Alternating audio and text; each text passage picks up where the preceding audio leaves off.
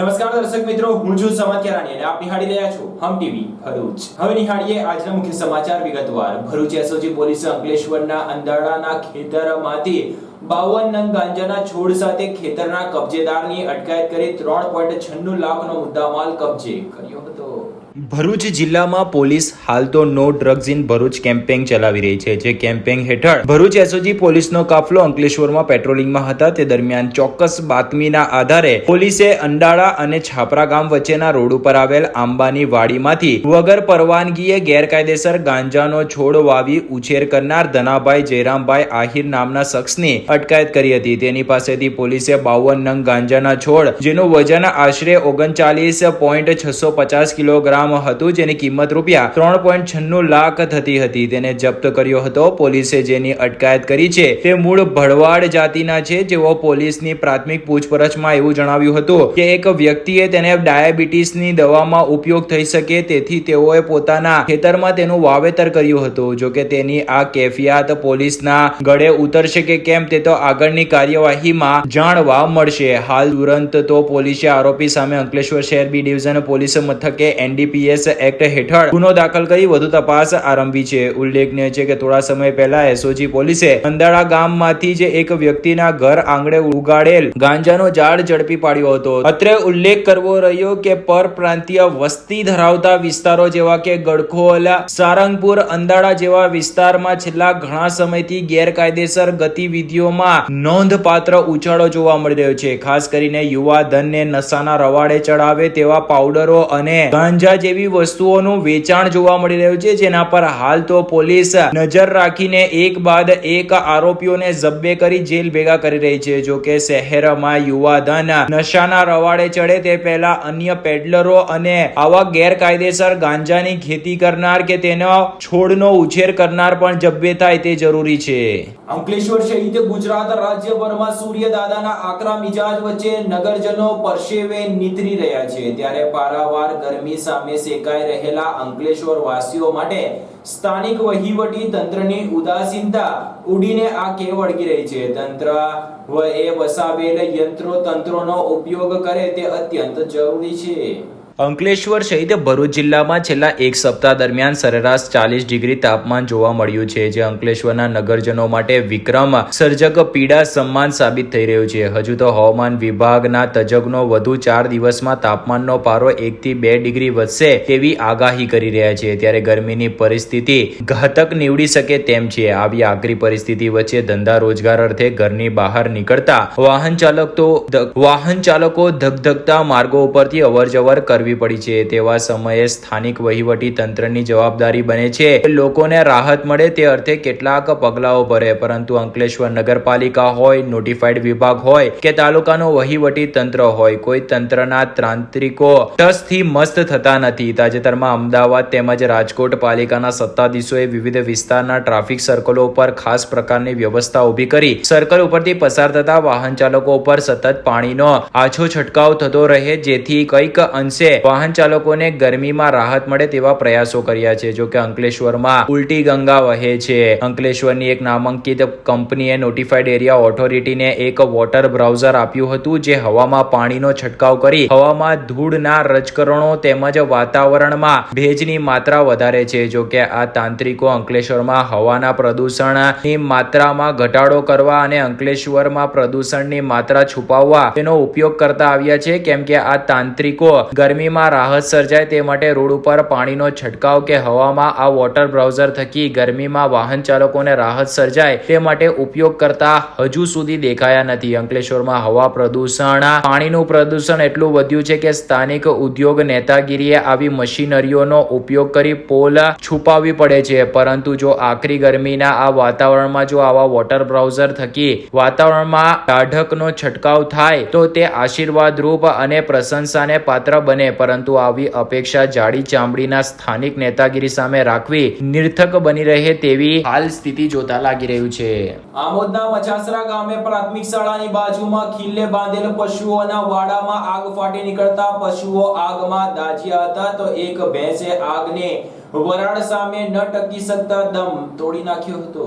આમોદ તાલુકાના મછાસરા ગામે પ્રાથમિક શાળાની બાજુમાં અચાનક આગ ભભૂકી ઉઠતા અફરાતફરીનો માહોલ સર્જાયો હતો. આગમાં ખિલ્લે બાંધવામાં આવેલ અનેક પશુઓ દાઝી ગયા હતા, જેમાં એક ભેંસનું મોત નીપજ્યું હતું, જ્યારે 3 થી 4 પશુઓ અતિશય દાઝી ગયા હતા. ફાયર બ્રિગેડને જાણ કરવામાં આવતા ઘટના સ્થળે પહોંચી આગ પર કાબુ મેળવવા પ્રયાસ કર્યો હતો. મછાસરા ગામે પ્રાથમિક શાળાની બાજુમાં આવેલ મકાનોની પાછળ પશુઓને બાંધવાના વાડા પાસે ગતરોજ સાંજના 4 કલાકે અચાનક આગ ફાટી નીકળી હતી. આકરી ગરમી વચ્ચે આગે રૌદ્ર સ્વરૂપ ધારણ કર્યું હતું તો પવનના કારણે આગ મિનિટોમાં પ્રસરી ગઈ હતી અને વિકરાળ સ્વરૂપ ધારણ કરી લેતા વાડામાં બાંધેલ પશુઓ આગની લપેટમાં આવી ગયા હતા, જેમાં 3 થી 4 પશુઓ ગંભીર રીતે દાઝી ગયા હતા. પશુઓ ખિલ્લા સાથે બાંધેલ હોવાથી ભાગી પણ શક્યા ન હતા. બનાવને પગલે ગ્રામજનોના ટોળેટોળા એકત્ર થઈ ગયા હતા અને આગને કાબુમાં લેવાનો પ્રયત્ન કર્યો હતો, પરંતુ આગ ઉપર કાબુ નહીં મેળવતા આખરે જંબુસર નગરપાલિકા તેમજ ઔદ્યોગિક એકમોના ફાયર બ્રિગેડોને જાણ કરવામાં આવી હતી. ગંભીર રીતે દાઝેલા એક પશુનું સ્થળ પર જ મરણ થઈ ગયું હતું, જ્યારે અન્ય 2 પશુઓને પશુ ચિકિત્સકે સ્થળ ઉપર લાવી પ્રાથમિક સારવાર આપી હતી. ભરૂચના નબીપુર જનોર ચોકડીના ઓવરબ્રિજ નીચે સૂકા ઘાસ ભરેલા આઈશર અને મુસાફર લઈને જતી એસટી બસ વચ્ચે અકસ્માત સર્જાયો હતો. સદનસીબે તમામનો આબાદ બચાવ થયો હતો.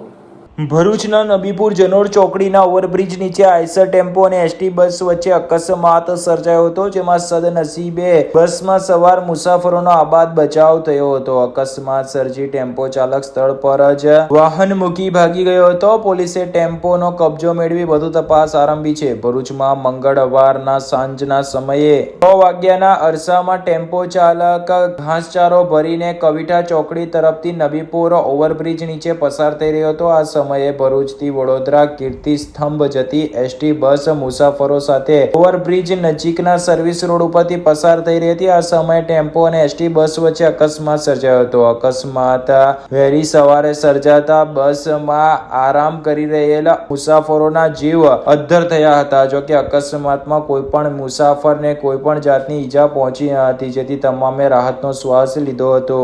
અકસ્માત થતા જ આઈસર ટેમ્પોનો ચાલક ટેમ્પો સ્થળ પર મૂકી ભાગી ગયો હતો. અકસ્માતની જાણ થતા નબીપુર પોલીસ સ્ટેશનમાંથી પોલીસ સ્ટાફ ઘટના સ્થળે પહોંચી જઈ ટ્રાફિક હળવો કર્યો હતો.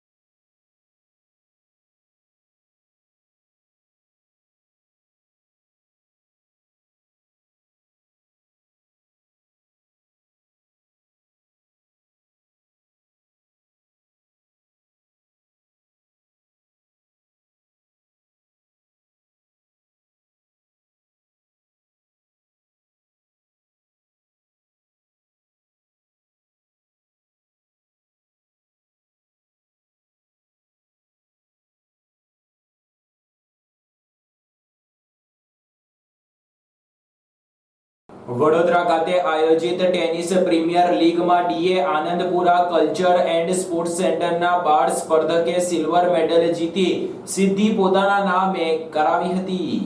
અંકલેશ્વરમાં વિવિધ રમતગમત માટે સ્પોર્ટ્સ ઇન્ફ્રાસ્ટ્રક્ચર વિકાસ થતા સ્થાનિક રમતવીરો સ્પોર્ટ્સ ક્ષેત્રે કાઠું કાઢી રહ્યા છે. ગત તારીખ 14 મે થી 20 મે દરમિયાન વડોદરાના બાલભવન ખાતે ટેનિસ પ્રીમિયર લીગનું આયોજન કરવામાં આવ્યું હતું, જેમાં અંકલેશ્વરમાંથી 8 વર્ષથી ઓછી વય જૂથમાં નીવ ચૌધરી અને માધવેન્દ્રસિંહે ભાગ લીધો હતો. આ સ્પર્ધામાં DA Anandpura culture and sports centre ખાતે કોચ વિશાલ પટિયાર પાસે પરીક્ષણ લેનાર નીવ ચૌધરી ફાઇનલ રાઉન્ડમાં આવી સિલ્વર મેડલ મેળવી સંસ્થા કોચ અને પોતાના માતા પિતાનું ગૌરવ વધાર્યું હતું. આમ વડોદરા ખાતે યોજાયેલ ટેનિસ પ્રીમિયર લીગમાં અંકલેશ્વરના DA Anandpura culture and sports સેન્ટરના સ્પર્ધકે સિલ્વર मेडल मेडवी अंकलेश्वर ने गरिमा अपावी हती. बड़ौदा टूर्नामेंट में टीपीएल का मैच था, वापस इसने खेला तो इसको बहुत कॉन्फिडेंस आया था कि एटलीस्ट सेमीफाइनल क्लियर कर पाया. ये आपको अच्छा लगा? D Anandpura culture and sports centre manage by Ankleshwar industrial development society ખાતે આજે આપણું ટેનિસ કોર્ટ છે, એમાં જે ટેનિસ એકેડમી ચાલી રહી છે, જે ઓલ ઇન્ડિયા ટેનિસ એસોસિએશન સાથે સંલગ્ન છે. ગઈકાલે બરોડા ખાતે ટેનિસ પ્રીમિયર લીગનું આયોજન કરવામાં આવેલ હતું, જેમાં નીવ ચૌધરી અને બેટા તારું નામ બોલો, દેવ, આ બંને છોકરાઓ એ ઇવેન્ટમાં પાર્ટિસિપેટ કર્યું હતું, જેમાં નીવ ચૌધરીએ એને અંડર 8ની કેટેગરીમાં ફર્સ્ટ રનરઅપ થયેલ છે. જે નિમિત્તે આજે અમે કેક કટ કરી છે અને ઘણા સમય પછી એક ઓફિશિયલ ટુર્નામેન્ટમાં કોઈ છોકરાએ આટલી નાની ઉંમરમાં પાર્ટિસિપેટ કરીને રેન્ક લાવ્યો છે. એમાં એમને ટ્રોફી, સર્ટિફિકેટ અને ઓલ ઇન્ડિયા ટેનિસ એસોસિએશન તરફથી એક રેકેટ આપવામાં આવ્યું છે, જે આજે એમને અહીંયા આપવામાં આવ્યું છે.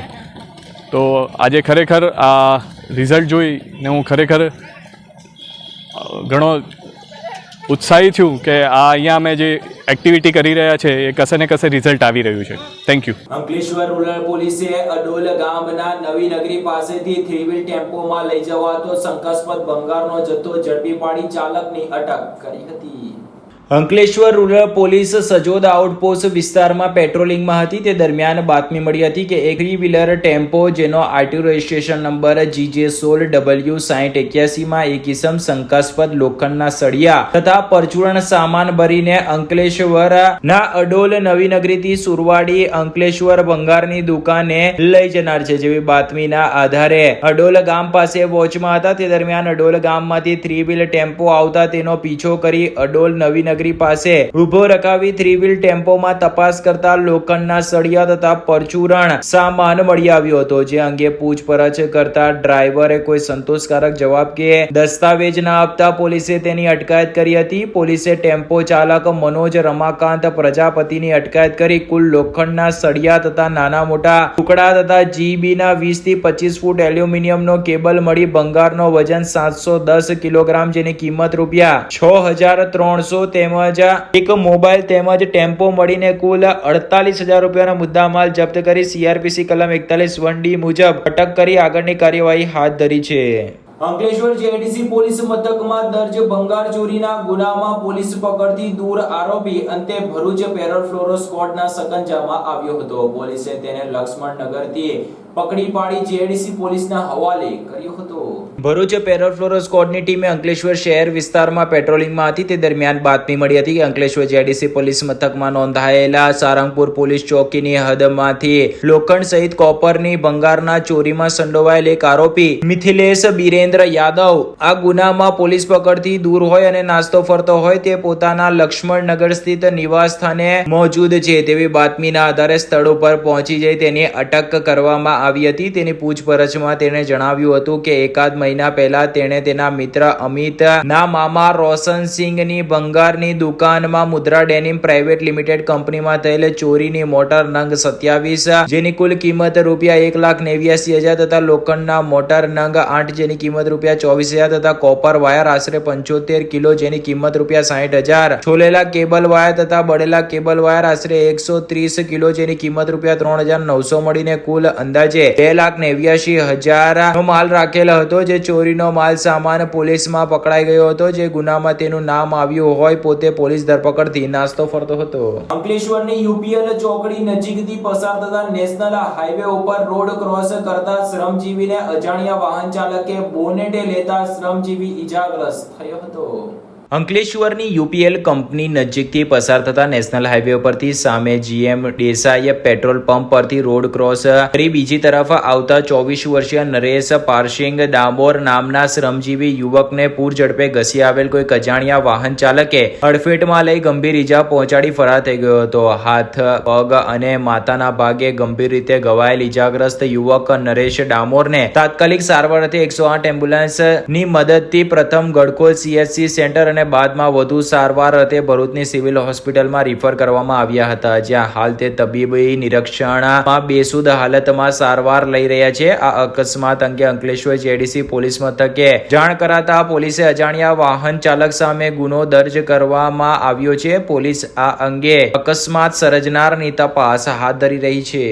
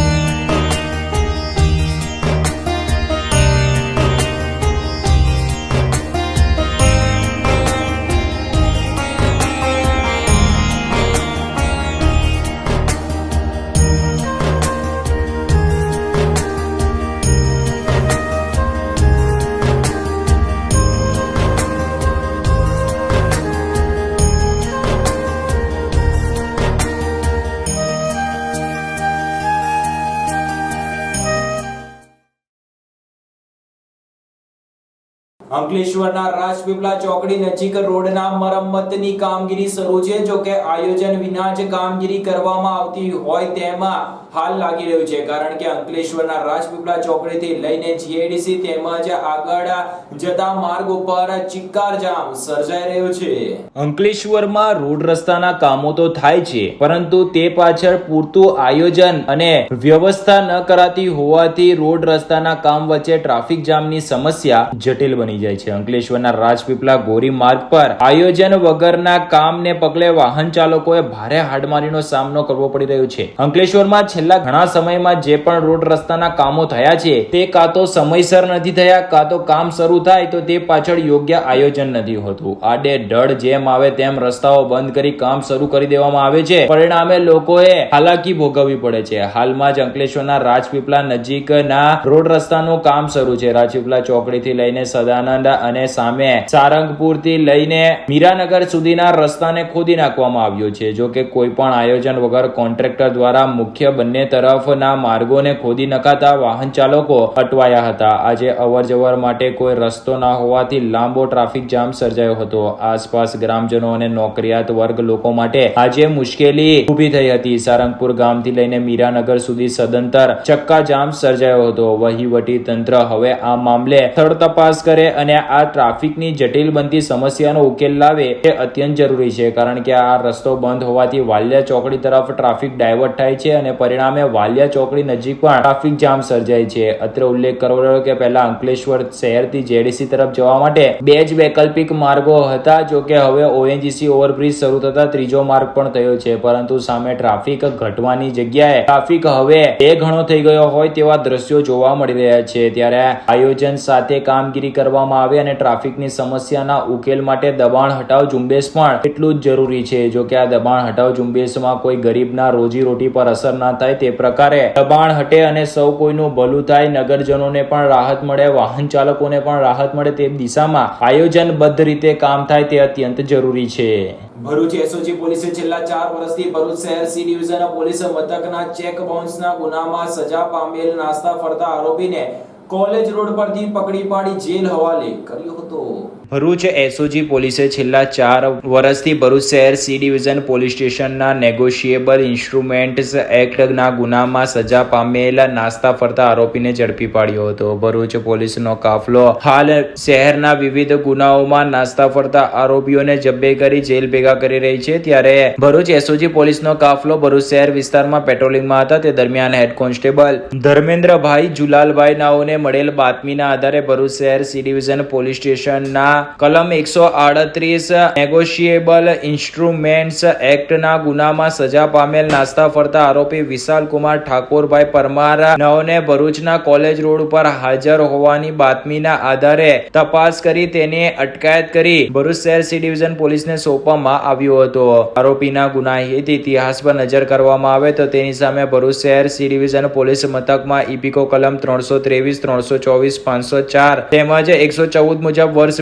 2018માં તેમજ વર્ષ 2023માં ભરૂચ એ ડિવિઝન પોલીસ મથકમાં તો વર્ષ 2023માં પણ ભરૂચ એ ડિવિઝન પોલીસ મથકમાં અને વર્ષ 2023માં જ દહેજ પોલીસ મથકમાં પ્રોહિબિશન એક્ટ હેઠળ પણ ગુના નોંધાઈ ચૂક્યા છે. આ સાથે પૂર્ણ થાય છે આમ ટીવીના સમાચાર. આવતીકાલે ફરી મળીશું નવા સમાચાર અને નવી ઘટનાઓ સાથે. ત્યાં સુધી જોતા રહો આમ ટીવી ભરૂચ.